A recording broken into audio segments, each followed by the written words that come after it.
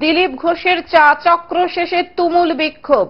দুর্গাপুরে দিলীপ ঘোষের চা চক্র শেষে চূড়ান্ত বিশৃঙ্খলা। বিজেপি তৃণমূল কর্মীদের মধ্যে বচসা, স্লোগান, পাল্টা স্লোগান, পুলিশকে ঘিরে ধরে তুমুল বিক্ষোভ বিজেপি কর্মীদের। উত্তেজনা দুর্গাপুরে। আজ সকালে দুর্গাপুরের টাউনশিপ থানার অন্তর্গত ফুলঝোর মোড়ে বর্ধমান দুর্গাপুরের বিজেপি প্রার্থী দিলীপ ঘোষের চা চক্র ছিল। ঠিক এই কর্মসূচি যখন শেষ হয় তখন কিছু মানুষ এই কর্মসূচিতে ঢুকে পড়ে, চলে আসে দিলীপ ঘোষের সামনে। দাবি করে, কেন আমাদের ব্যাংকে টাকা ঢুকলো না, কেন গতবারের সাংসদকে দেখা যায়নি, কেন জিনিসপত্রের দাম বাড়ছে।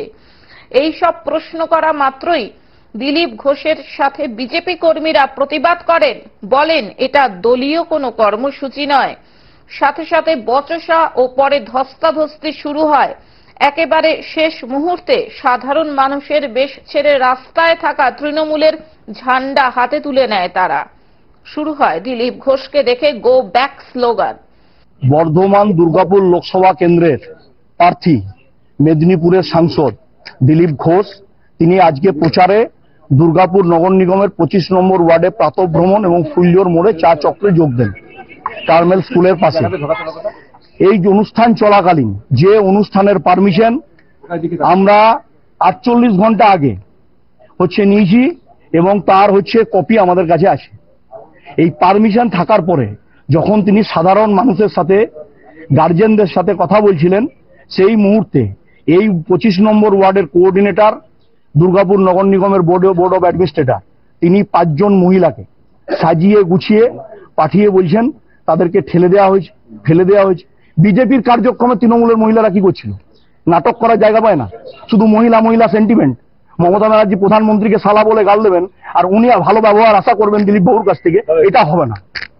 আর এনটিএস থানার যারা পুলিশ আধিকারিক, আমরা দাঁড়িয়ে ওখানে দেখেছি, আমি স্পেসিফিক নাম বলছি, গৌতম দাস, শৈলেন মান্না, এই এসআইরা ওখানে দাঁড়িয়ে মজা দেখছিলেন। বিজেপি কর্মীরা পাল্টা স্লোগান শুরু হয় ব্যাপক বিশৃঙ্খলা। নিউ টাউনশিপ থানার পুলিশ ঘটনাস্থলে এলে পুলিশের বিরুদ্ধে নিষ্ক্রিয়তার অভিযোগ তুলে তুমুল বিক্ষোভ শুরু করে বিজেপি কর্মীরা। গোটা ফুলঝোর মোড় এলাকায় রাস্তা অবরুদ্ধ হয়ে পড়ে। দিলীপ ঘোষকে তার দেহরক্ষীরা কোনো ক্রমে ওই জটলা থেকে তার গাড়িতে তুলে নেয়। বিক্ষোভকারীদের যুক্তি, তারা প্রথমটা তৃণমূলের ঝান্ডা তো ধরেননি, পরে ধরেছেন। অন্যদিকে বিজেপি প্রার্থী দিলীপ ঘোষের পাল্টা মন্তব্য, এসবে কিছুই এসে যায় না, তৃণমূল লোক পাঠিয়েছিল তাকে হেনস্থা করবার জন্য। সব মিলিয়ে গোটা ঘটনায় দুর্গাপুরের ফুলঝোর মোড়ে ব্যাপক উত্তেজনা ছড়িয়ে পড়ে। পুলিশ এসে পরিস্থিতি কোনো রকমে সামাল দেয়। কিছু মহিলা এসেছিলেন এখানে গন্ডগোল করতে, দোকান বন্ধ হয়ে যাচ্ছে, তাই গন্ডগোল হচ্ছে। এই করবে, আর কিছু করতে পারে না। এত লোক দেখেছেন, দেখতে এসছে আমাকে। আপনি কি ওনাদের সাথে কথা বলবেন? কেন কথা বলতে যাবো? ফালতু লোকের সঙ্গে কথা বলি না। দুর্গাপুর থেকে সুকান্ত বাগদির রিপোর্ট, গ্লোব নিউজ। এখন থেকে গ্লোব টিভি দেখুন আপনার স্মার্টফোনেও।